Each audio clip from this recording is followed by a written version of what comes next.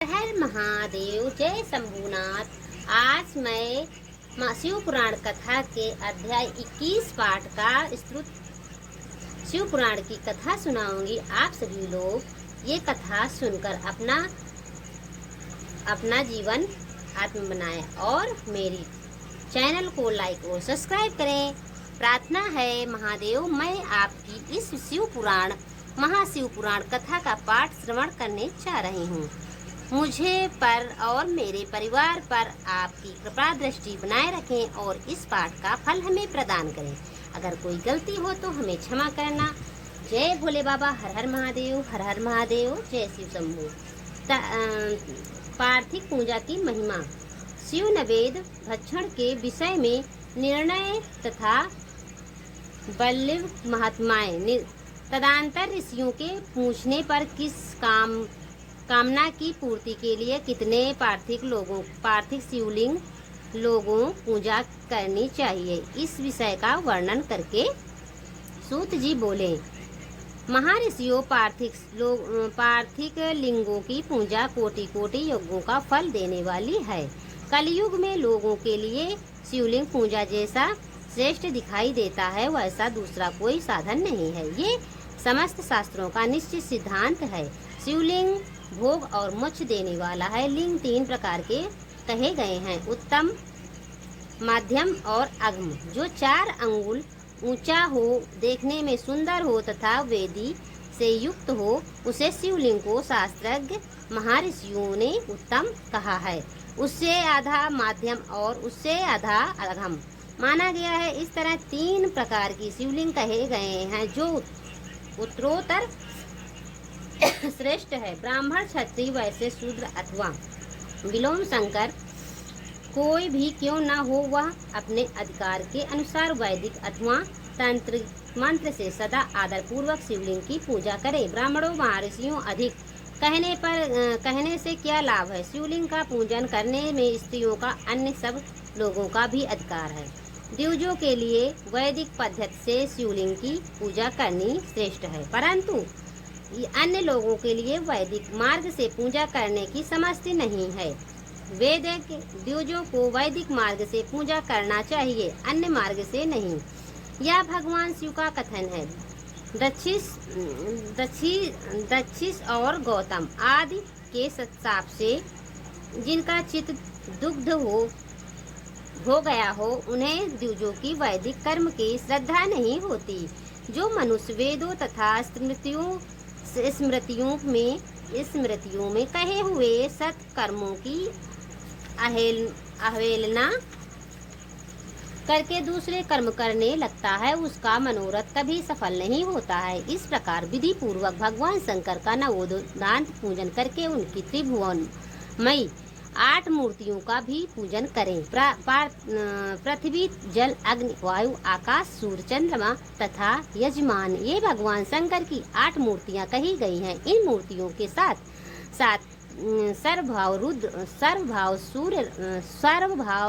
सर्वभाव रुद्र, उग्र, भीम, ईश्वर, महादेव तथा पशुपति, इन नामों की भी अर्चना करें। तदंतर चंदन, अक्षत और अर्चना बेलपत्र लेकर वहाँ ईशान आदि कर्म से भगवान शिव की परिवार का उत्तम भक्ति भाव से पूजन करें। ईशान, नंदी, चंड, महाकाल, भृंगी, वृष, स्कंद, कपिलेश्वर, सोम तथा शुक्र, ये 10 शिव के परिवार हैं, जो क्रमशः ईशान आदि 10 दिशाओं में पूजनीय हैं। तत्पश्चात भगवान शिव के समक्ष वीरभद्र का और पीछे कृति मुख का पूजन करके विधि पूर्वक 11 रुद्रों की पूजा करें। इसके बाद पंचाक्षर मंत्र का जप करके सप्तरुद्रीय स्त्रों का, नाना प्रकार की स्त्रियों का तथा शिव पंचांग का 8 पाठ करें।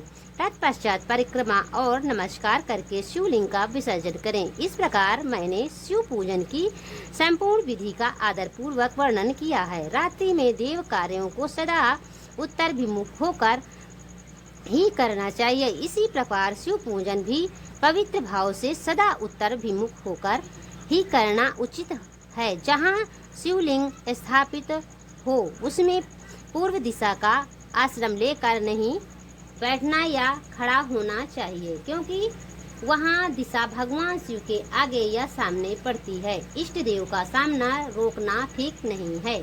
शिवलिंग से उत्तर दिशा में भी ना बैठें, क्योंकि उधर भगवान शंकर का वामंग है, जिससे शक्ति स्वरूप देवी उमा विराजमान है।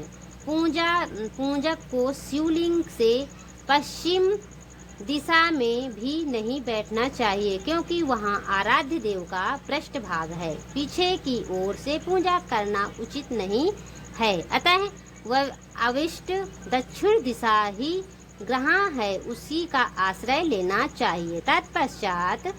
तत्पश्चात ये है शिवलिंग में दक्षिण दिशा में उत्तर विमुख होकर बैठें और पूजा करें। विद्वान पुरुष को चाहिए कि वह भस्म का पुंड लगाकर रुद्राक्ष की माला लेकर तथा बेलपत्र संग्रह करके ही भगवान शंकर की पूजा करें। इनके बिना नहीं मुनिवरों शिव पूजन आरंभ करते समय यदि भस्म ना मिले तो मिट्टी से भी ललाट में त्रिपुंड अवश्य कर लेना चाहिए। ऋषि बोले, मुनि, हमने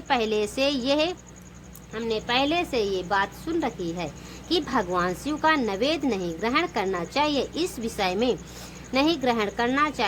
विषय में शास्त्र का निर्णय है क्या है, ये बताइए। साथ ही बिल्व का महात्म्य भी प्रकट कीजिए। सूत जी कहा, मुनियों, आप शिव संबंधी व्रत पालन करने वाले हैं, अतः आप सबको धन्यवाद है। मैं प्रसन्नता पूर्वक सब कुछ बताता हूँ, आप सावधान होकर सुने। हे भगवान शिव भक्त हैं, 12 भीतर पवित्र और शुद्ध हैं, उत्तम व्रत का पालन करने वाले तथा उत्तम व्रत का पालन करने वाले तथा दृढ़ निश्चय से युक्त हूँ। वह शिव नैवेद्य का अवश्य भक्षण करे। भगवान शिव नैवेद्य आग्रह है, इस भावनाओं से मन से निकाल दे। शिव नैवेद्य को देख लेने मात्र से भी सारे पाप दूर भाग जाते हैं। उसको खा लेने पर तो करोड़ों पुण्य अपने भीतर आ जाते हैं।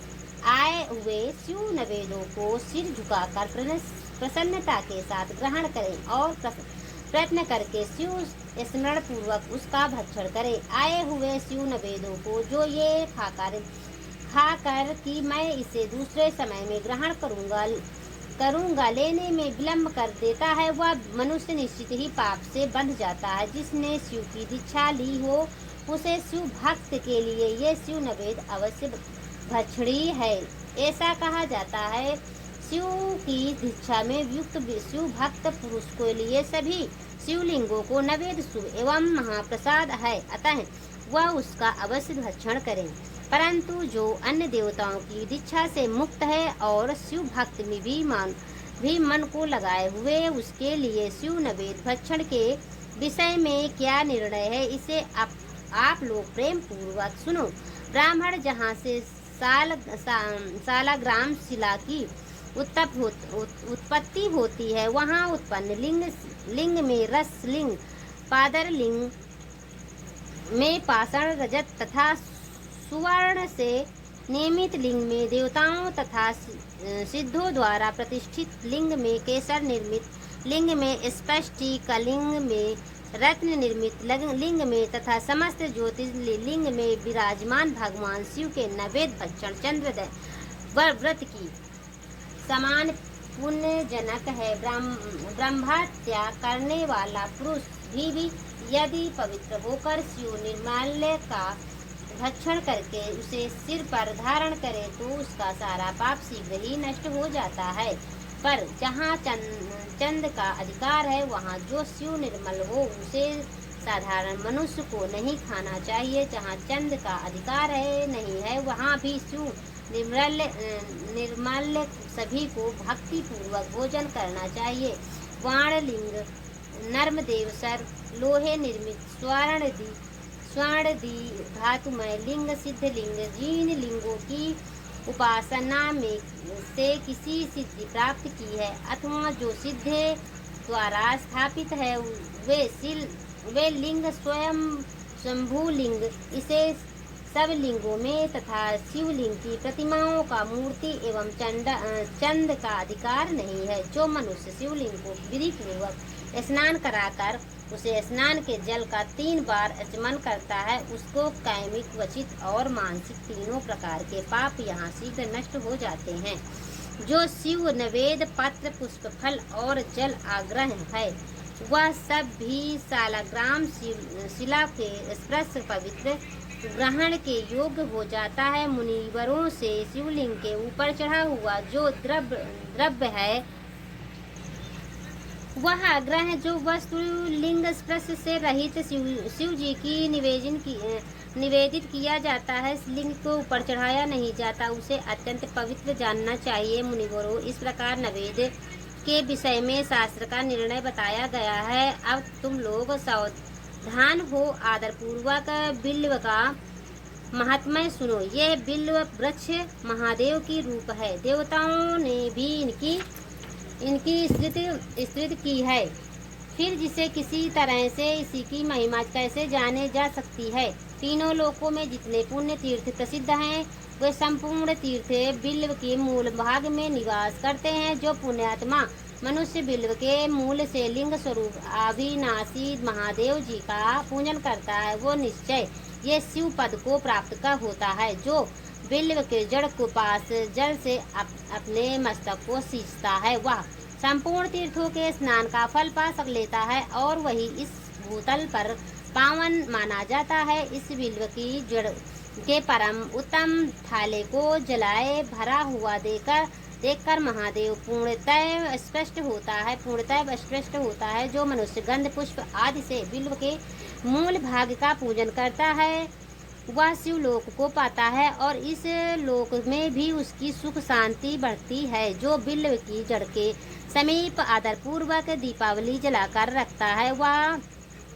तत्व ज्ञान से संपन्न हो भगवान महेश्वर मिल जाता है। जो बिल्व की शाखा थामकर उसमें उसके नए नए पल्लव उतारता है और उसमें उस बिल्व की पूजा करता है, वह सब पापों से मुक्त हो जाता है। जो बिल्व की जड़ के समीप भगवान शिव को अनुराग रखने वाले एक भक्त को भी भक्ति पूर्वक भोजन कराता है, उसे कोटि गुना पुण्य प्राप्त होता है। जो बिल्व की जड़ को पास शिव भक्त को खीर और घृत से युक्त अन्न देता है, वह कभी दरिद्र नहीं होता है। ब्राह्मणों, इस प्रकार मैंने सांगोपांग शिवलिंग पूजन का वर्णन किया है। ये प्रवृत्ति मार्गी तथा वृत्ति मार्गी पूज को भेद से 2 प्रकार का होता है। व्रत मार्गी लोगों के लिए पीठ पूजा और इस भूतल पर संपूर्ण अभिष्ट वस्तुओं को देने वाली होती है। प्रवत्र पुरुष पशुपात्र गुरु आदि के द्वारा भी सारी पूजा संपन्न करें और अभिषेक के निवेदन करें। अंत में अगहन की चावल बना हुआ नवेद शुद्ध संपुट के विराजमान करके घर के भीतर कहीं अलग रख दें। निवृत्ति मार्गी उपासक के लिए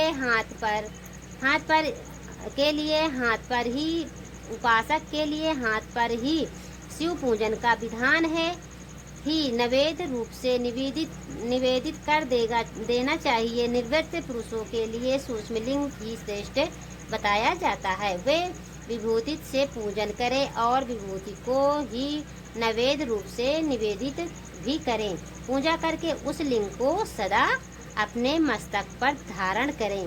अब यहीं से अध्याय 21 पाठ का समापन मैं कर रही हूँ। अगर वीडियो अच्छा लगे तो शिव पुराण का अध्याय सुनकर आप अपने जीवन में सुखमय बनाएं और मेरे वीडियो को लाइक और सब्सक्राइब करें प्लीज। धन्यवाद। हर हर महादेव, हर हर महादेव। जय श्री